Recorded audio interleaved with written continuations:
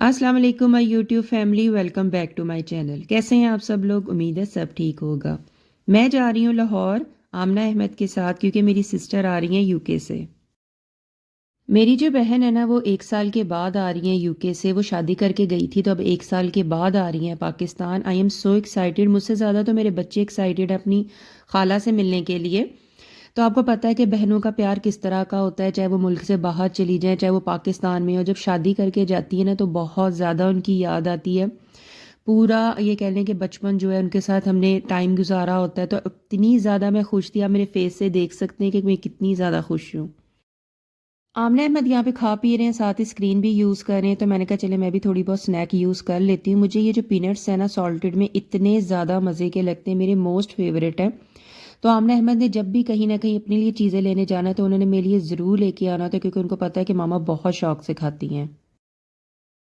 हंसते खेलते खाते पीते ये देखे हमारा जो लाहौर है वो आ गया है, टूल प्लाजा आ गया लाहौर का। तो बस जल्दी से मैं मामा के घर जाऊंगी और मामा से मिलूंगी।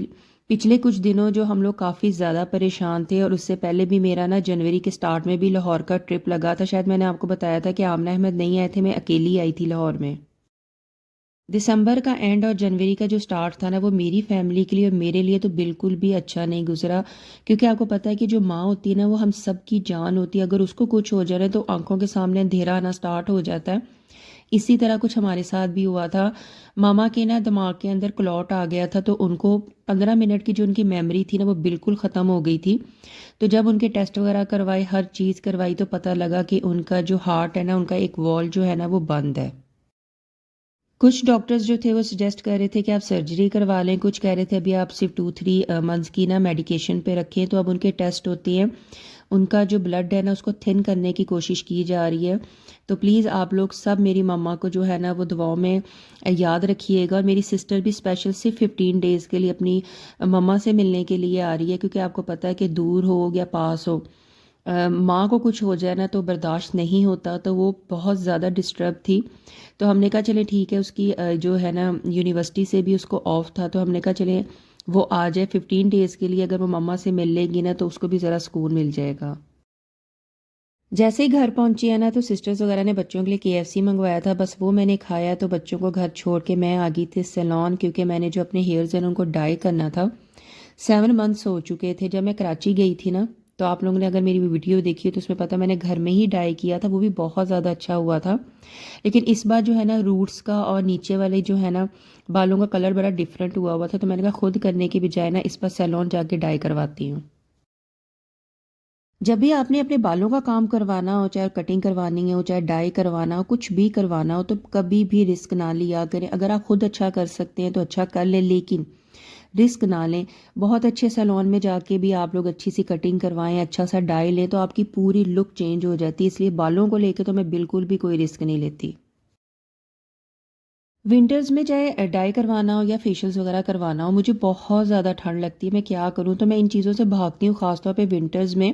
लेकिन अभी करवाना भी ज़रूरी था, क्योंकि दावतें वगैरह भी थी सिस्टर्स की, तो उसके साथ भी जाना था। तो अगर इस तरह की लुक हो ना तो अच्छी नहीं लगती। आप लोगों ने पहले देखा होगा कि मेरे जो हेयर का कलर वो कितना अजीबो गरीब सा लग रहा था, और अब का जो है ना कलर देखे कितना अच्छा लग रहा है। जब भी मैंने डाई करवाना होता है ना, तो मैं यही सोचती हूँ कि इस बार जो है ना डिफरेंट शेड लूँगी। जो पहले यूज़ कर चुकी हैं वो शेड नहीं चूज़ करूँगी। लेकिन मैं क्या करूँ, जब भी शेड बुक देखती हूँ ना, तो मुझे यही कलर पसंद आता है, चॉकलेटी ब्राउन सा और ऐश ब्लॉन्ड, ये मिक्स है। और ये मेरे पे शायद सूट भी करता है, तो इसलिए मुझे ये बहुत ज़्यादा अच्छा लगता है। तो आपने मुझे बताना है कि मेरे जो हेयर का डाई हुआ है वो किस तरह का हुआ है, और आपको कितना पसंद आया है।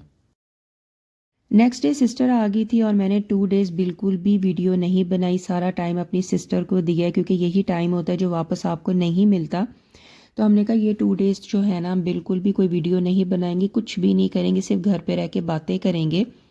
तो 2 डेज़ के बाद हम आ गए थे मॉल, क्योंकि मेरी जो सिस्टर है ना उसने कुछ शॉपिंग करनी थी, कुछ आउटफिट्स, शूज़, इस तरह की कुछ चीज़ें लेनी थी। तो बस यहाँ पे हम शॉपिंग करने आ गए हैं।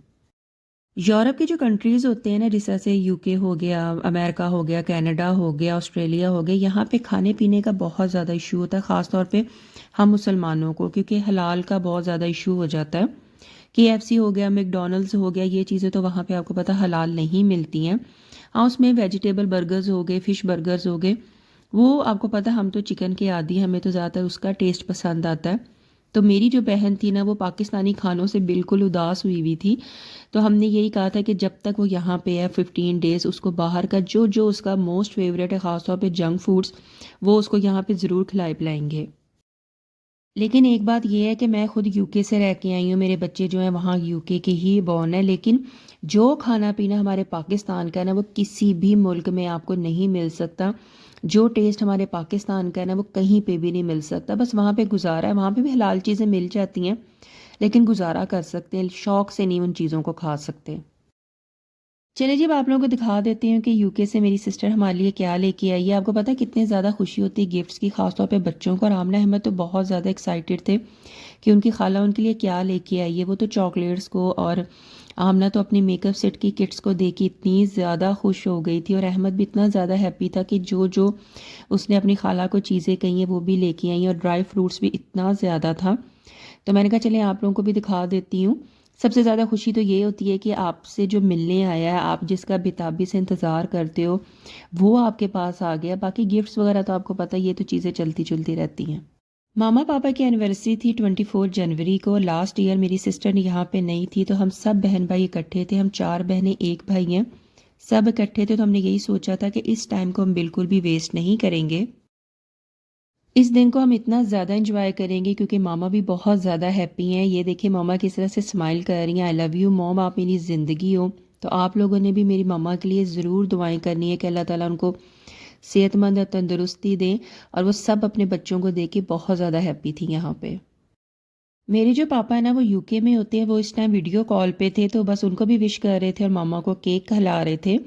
तो इंशाल्लाह वो भी हमारे साथ बहुत जल्द होंगे, उनके साथ भी इंशाल्लाह हम लोग ज़रूर केक कटिंग करेंगे एनिवर्सरी की।